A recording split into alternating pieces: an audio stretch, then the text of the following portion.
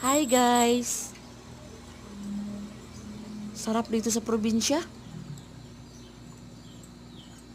Oh, lalo na tumutunog yung huni ng ibon. Mm. Lalo na kapag namumunga yung mga prutas. Wow! Daming mga pagkain ng mga prutas. Ayan. Durian, lansones, niyog. Ayan, mga lansones. Ayan ang aking probinsya.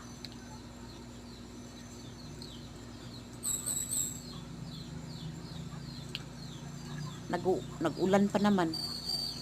Araw-araw mag-ulan. Yan, bahay kubo. Ang aking bahay kubo. Thank you for watching.